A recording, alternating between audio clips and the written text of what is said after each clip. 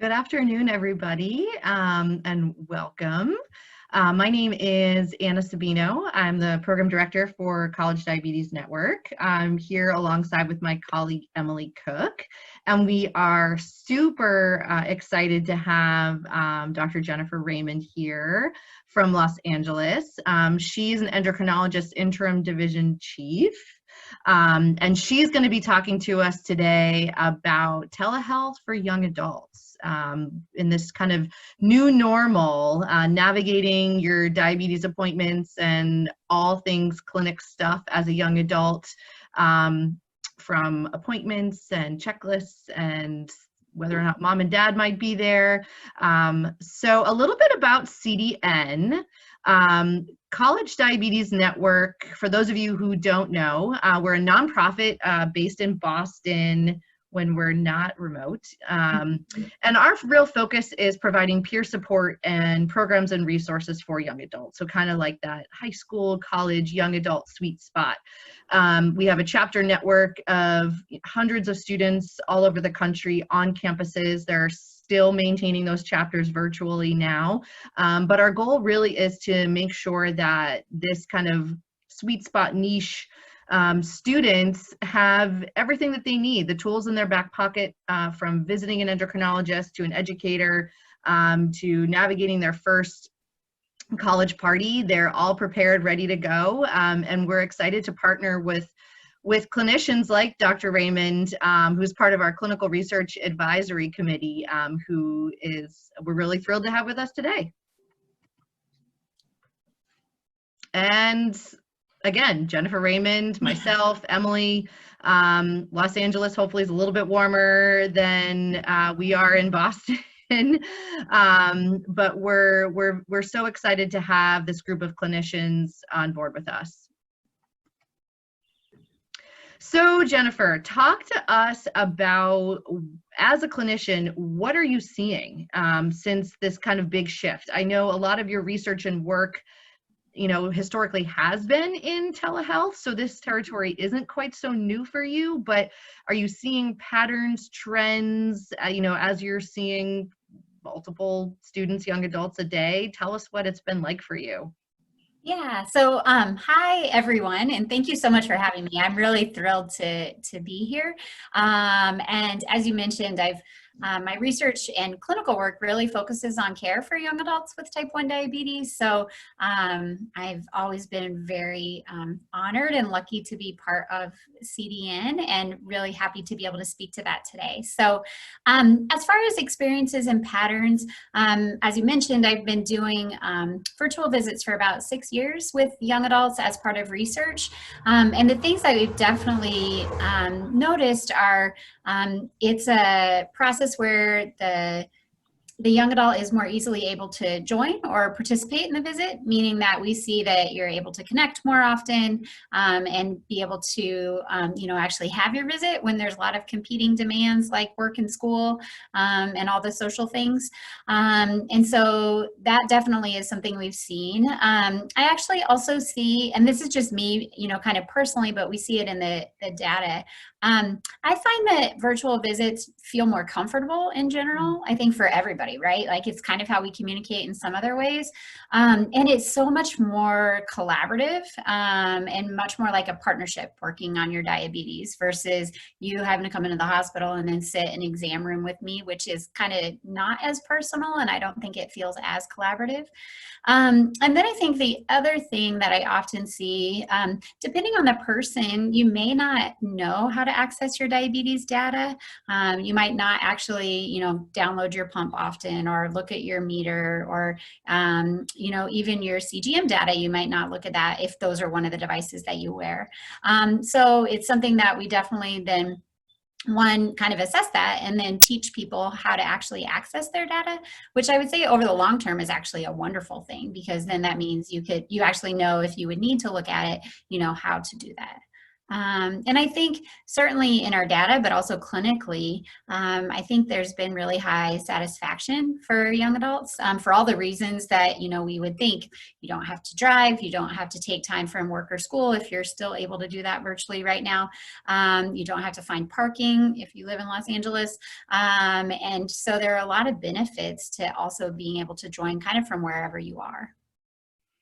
That makes a lot of sense. I mean, I think people are commuting from their bed to their couch these days. So I think, you know, there has to be some silver lining to all of this. So thanks so much for sharing that. That makes a lot of sense. So switching gears a little bit to, as young adults are preparing for these visits, what are you hoping, you know, if I do have diabetes, as does Emily, if we were coming to an appointment tomorrow, what would you hope and expect these young adults to kind of come prepared with, or that might be different than kind of your traditional appointment? I know where I go, you just kind of hand over your device and they do some of the work. So is there any, are there any other steps, or what does that kind of process look like that, you know, whether you're in a big kind of clinic institution like you are in Los Angeles or not, that might be more kind of standardized across the board, you'd say? Yeah, I think it's a great question. I think one is whatever platform or app you're going to be using, you'll want to download that in advance and make sure that it works. Because a lot of times the first time you go to, I mean, we do this in all other things. The first time you go to something, you have to download it. So with that is also knowing what device you're going to use. So the things that are really required are a microphone, a camera, and an internet connection. And that could be on your mobile device if you have sufficient data or internet access. That could be on a tablet, an iPad, a laptop, a PC, you know, anything like that, as long as you have those three items, either data or internet, or camera and microphone. So knowing which device you're going to use it on, downloading it, knowing the time of your appointment is important, because then you're going to connect, because it's totally different than if you're like, hey, I have to, you know, drive for however many hours and park at, you know, CHLA or something like that. So downloading it, having the time, and then I also think thinking of the space. Depending on your age, you might attend visits without your family. And so if you want to be, or without anybody else. So, and right now with everybody in your household, you might struggle to find a space that's your own for your visit, but I would really think about that. Even if it's the bathroom or whatever, that's cool, but just have a private space if you want that for your appointment. Now, if you want your family to be there for part and then, you know, do part of it on your own, that's another thing, you know, like maybe everybody joins at the beginning and then you talk to your doctor or provider on your own. But I think it's important to plan for that. It's a lot more clear when you do that at a regular visit, because you don't really have a choice, right? But I think for a virtual visit, I would think about that and then have that conversation probably with your family. And then the final thing, which is applicable for virtual or in-person visits, is I would say really think about what questions you have for your provider. You know, many young adults, or all patients that I've been seeing, have questions about COVID-19. They also have questions about their prescriptions, you know, the prescription one is one we typically address, but there's a lot that I think if COVID-19 is the top of your, you know, a thing that you want to discuss, coming with what those questions may be and making certain that you're able to address those, I think is important. But then of course, anything else that's going on. I'll tell you right now, I have seen, and you guys could share your experiences, I guess, but many patients have very different blood sugars right now, because you're either not active at all and you were really active before. Like you said, you're commuting from your bed to your sofa, and that's not too much activity. And your schedule's totally shifted, right? Like people are staying up a lot later and they're sleeping a lot later and their eating is different. And so you might have specific questions related to that. That's totally different. And then finally, the diabetes devices and accessing that's something, again, like you said, you just kind of drop them off, maybe depending on what clinic you visit. And so most clinics, will hopefully have a process where they could provide support to you if you don't know how to do that, but not all clinics, as we're making this, rapid transition, have that option. So, deciding if you need resources and support for accessing your data, if you're able to access your data, and then asking for help if you're not certain. And we can talk through that a little bit more, but I think that's one thing that's totally different in a virtual platform than a regular visit, is how do you actually share that data with your provider? Absolutely. And I think that's probably what a lot of people want to get out of their appointment. Unfortunately, so much of diabetes is number analysis still, and understanding those patterns and trends, regardless of what tech device you're kind of using. So that's really key. Yep, agreed. So speaking of that, how do labs work? I mean, talk to us about how they're working at your clinic. Are you seeing this across the board with other institutions? What are you kind of seeing as becoming a trend with this?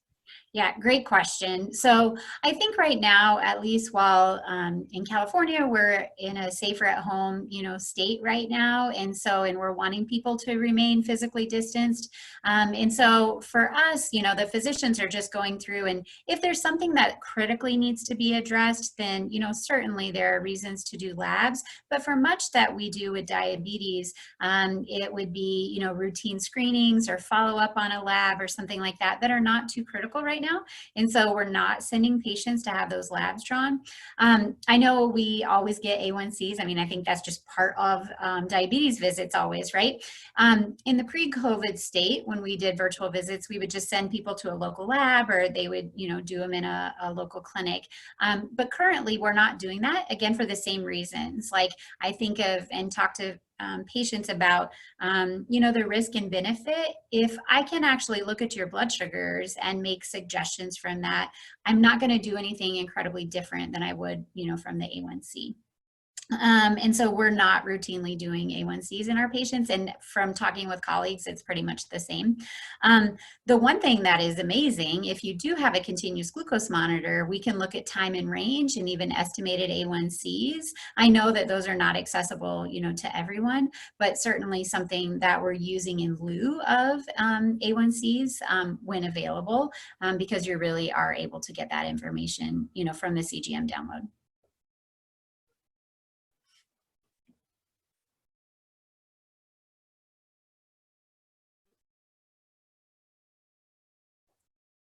All right, well, I can go with this one.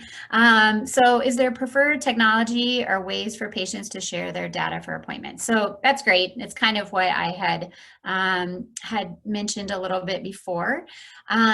So as far as preferred technology, so not really. I guess this could be preferred technology for the platform or for diabetes data. From a platform standpoint, the only thing that really, is important is looking at HIPAA compliant, although I will say that also post-COVID, the regulations around that is a little different, but our goal is to be as secure with the information that we're sharing as possible. So that would be kind of from a platform standpoint. As far as data sharing or accessing, I mean, there are a lot of different ways to do that. One, like Tidepool or Gluco, if you use those, actually Tidepool currently, and Gluco probably does also, has a great deal of information about telemedicine appointments, how to support yourself with downloading your data or uploading your data if you haven't done that before. And so I think those are great and also wonderful places to be able to share data with your provider. If you use something like a Dexcom or a Libra or something where there's a Bluetooth connection to be able to look at data, that's great, and we can also do that. And then, for different meters, there are also Bluetooth capabilities. Many, though, you have to download the PDF and then send that to your provider. So if that's something that you've done before, fantastic. If not, hopefully your clinic can guide you through that. And then I have some patients that are not able to actually accomplish any of those things specifically. And what we've done is either use an online platform to enter their diabetes data, and or they've actually just gone back to logging, and then we've done logs that way. It's interesting because I've had some young adults that have said they actually learned more by logging their blood sugars and then reviewing it prior to the appointment, which I should have been able to put together, but still surprised me pleasantly, when we did that, because I think often we just are not interacting with our data as often. And so then when you're actually, writing it down and thinking about it, it's a totally different way to consider what was happening that day and what was going on. So I've had some young adults that have actually done that for a little bit after appointments too, to, look at adjustments and things like that. So, yeah. That's a really interesting point. I never thought of it that way, because I feel like in my appointments that I would go to, as a young adult, I just sort of hand over my devices and I don't really think about it. But that active piece of logging it yourself, you're just thinking about it a little more, and more of those factors that are, why was my blood sugar this and not this kind of thing. Yeah. I really do. I think it's the process of somehow our in-person appointments have become quite passive in some ways, right? Mm-hmm. You just kind of show up and then wait for somebody to tell you what to do. I mean, hopefully that's not actually how your visits go, but mm-hmm. It feels like that a little bit. And when you either share your data, in a proactive manner, and or you even write down your data and interact in that way, I think it makes a big difference. So yeah, absolutely. Yeah. So sort of along these same lines, I know that you are, conducting telehealth visits, seeing patients. Yeah. For someone that maybe has more specific questions, or maybe wants to see a diabetes educator, or anyone that could be considered a specialist within diabetes care, what does that look like for these patients? Yeah, great question. So it really is probably going to depend on your clinic, and even within your state, what that looks like right now. We actually have every member of our team is now in a virtual platform, meaning like our physicians and our nurse practitioners, and also our social workers, dietitians, nurses, psychologists, and everyone is able to see patients. So we're actually scheduling virtual visits to be able to see our full staff at the same time. So yes, that's available. Again, it would probably depend on your clinic, but I think it's a great platform. We're actually looking at some of our, classes and even in-person group visits and different things, and then adapting them for virtual formats to be able to kind of continue education in that manner.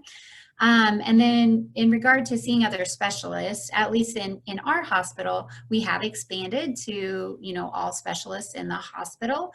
Now, there are some, appointments that maybe don't lend themselves as well to virtual visits. However, I just had a call this morning where we were talking about how other specialists, whether it be GI or neurology or different places, were even able to serve their patients with kind of first visits related to virtual visits. So, I think it is expanding, kind of exponentially across all specialties to be able to see your other providers too. So you kind of touched on this a little bit earlier with young adults, a lot of them being at home, and now the whole family is back under the same roof, which may not have been the case for years prior to that. And so with some of these appointments that you're having, how do you navigate young adults being at home with their families or their parents, maybe wanting to come to these visits, that maybe if they were at school, or maybe if they were, living elsewhere, they would have conducted all of this themselves? Yeah. I love this question. I think it's a fantastic one for us to talk about.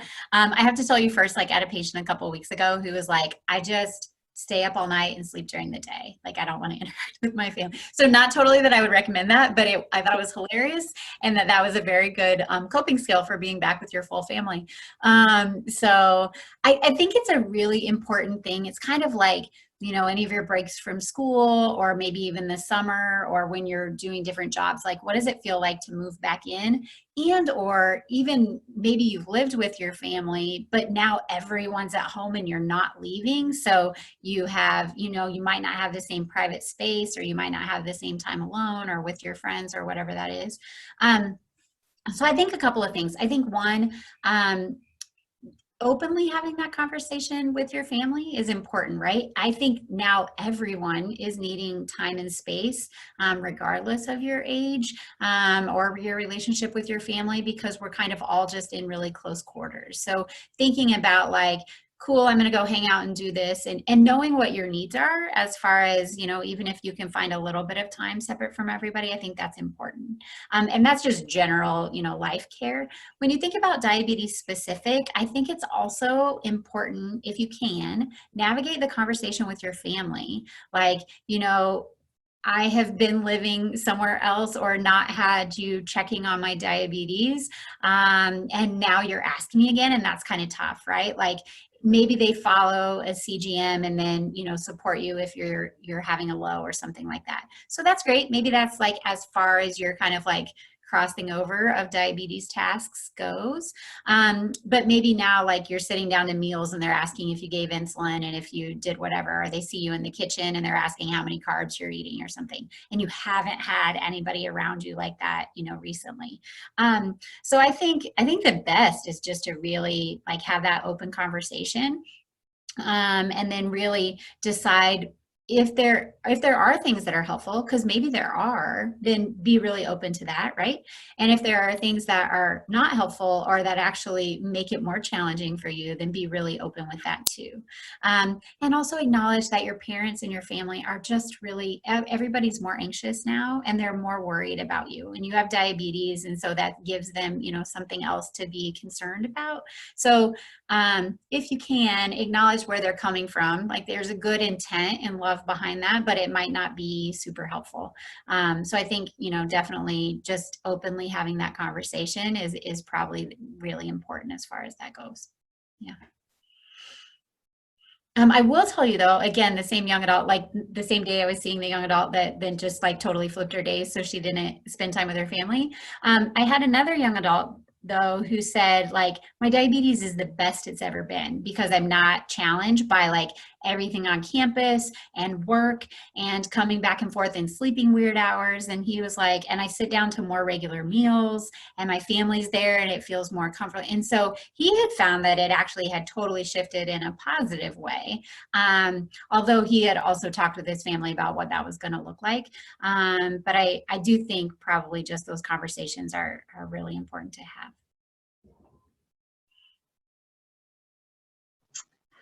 So I guess we're kind of coming up on our last couple of questions for you, but sort of thinking in like closing thoughts, do you have any tips or tricks for young adults in general, just, you know, related to diabetes, as we all are navigating this new normal together? I like this question. I think we all need to be asking this question more often. From a diabetes standpoint, I think give yourself a lot of kindness and permission that your blood sugars might look totally different right now. I think everyone that I've been seeing has had either much higher blood sugars or shifts in their schedules, which results in changes in your blood sugars. So, you know, like, understand that you're not doing anything, you know, wrong, or, you know, and kind of take away that concern, and just notice that, you know, you may need, you know, adjustments and that type of thing. That's okay. It's normal. And like I said, it's universally seeing it. So be really kind with yourself. And then I think, like we talked about family, and I think that's important, diabetes related or not, like, how are you actually balancing that? And then I would say just general, and again, I think this is important for all of us, understanding that right now there's a lot of anxiety and uncertainty and shifts in what our days look like. And for all of us, that's challenging, and makes our emotions kind of, they're more volatile, I guess. So also appreciating and understanding that that can happen. And then when you have diabetes, that actually impacts your blood sugars too, right? So you're going to see that, and that's okay. And then thinking about, like, what are the things that really served you well, that were kind of like the coping things, or the things you did that helped you in times of stress and all of that. What did that look like before? For many of us, it might be like being out with friends, being outside, going and doing an activity, and many of those things are kind of taken away right now, in the format they used to be. So what's it look like if you were going to do that virtually? Like, can you hang out with your friends online? Can you just pull people up and leave them in your room and then occasionally talk with them, right? And that works well. Can you do games or other things you used to do? Can you have some, separate space so that you don't necessarily have to be around all these people that maybe you haven't lived with for a while, but certainly haven't been that intensely, connected with. So really giving yourself permission to think about what are the things that really help me in moments where I'm more stressed, and then how do I adapt those? And then finally thinking about, and this is easy to say but difficult to do, well, all of those are, but thinking about in general, the things that help us, kind of emotionally and physically are getting good sleep, eating things that, help us feel better. If you have diabetes, thinking about where your blood sugars are. And then, taking good care of yourself, mentally and your well-being. So still considering those things, even in this totally new normal and different state, because we're going to be in some version of this for a while. So how do you care for yourself well? And then, how do you pull in those things that, have helped you previously? Anna, did you have anything Oh, really? to add? Yeah, my apologies. My technology, my internet has been a little crazy today, so I'm now using my phone. I'm very lucky to have two devices. So, no, I mean, I think everything that you mentioned is spot on. I think, regardless of it, if it's a virtual visit with, your oncologist or diabetologist, whatever it is, it's specifically for young adults. There's so much transition and so much on the young adults plate when, they're transitioning to college or leaving home for the first time or trying to find a new provider. There's so much transition going on in that mental wheel for someone who is 18 and has a lot of emotion going on regardless. And now you throw something in, like, you don't know what tomorrow's going to look like, or if you have to leave your house with a mask, or if you're not allowed to leave your house, or kind of the rules keep changing. So I think, having some of this information that you just shared is awesome. And I think it's great to kind of be able to connect with your clinician in a different way. Like you were saying, before we started the call, you get to kind of meet people's pets, I'm sure. Oh, and so good. Yeah. And so this has been great. Is there anything else you would want to add? I think our last slide, Emily, is really just our CDN resources. Mm-hmm. And then if you had any other additional resources that you found particularly helpful for the young adults that you've seen. That's a great question. So I'll tell you, I use the CDN resources for everything. So I think they're great, and I would highly recommend them. Also, JDRF and ADA have great resources. Some of them are more general, but I think there's also information there, not specifically young adult focused. So I think the best young adult focuses really come through CDN. But I think for more general information, that's also a great place to go. Yeah. Yeah, just a few of the resources that we have to share here. You can access a number of our guides that are geared toward young adults with diabetes, as well as other additional resources for parents to refer to. These can all be found just at collegediabetesnetwork.org/resource hub. Another resource that we'd like to share as well, if you enjoyed watching an event like this where we sit down and talk about tips and tricks on how to navigate diabetes in light of this new normal, and highlighting something, like a telehealth visit. This is a page where you can find all of our upcoming virtual events, and we also post the recordings of past virtual events. So this will be something that you can find on the recording page. So that's just collegediabetesnetwork.org/virtual events. And we update that weekly. We've got a few, we just did one yesterday with parents live. I think we have a couple next week coming up. So our goal is to really just make sure that everybody with type 1 stays connected, whether it's through a tablet, through a phone, with your clinician, with your dog and your clinician, having peer support right now while trying to manage a chronic illness that is ever changing also is never an easy task. So anything else, Jennifer, you wanted to add on? We're so thankful that you're able to join us from home. And I think that's it. No, just I'm so grateful for the work that you guys do, and super always impressed and inspired by young adults. So I am grateful that my job is to get to do that work, which is really amazing. So shout out to anybody that's listening. You do incredible stuff in your day. So yeah.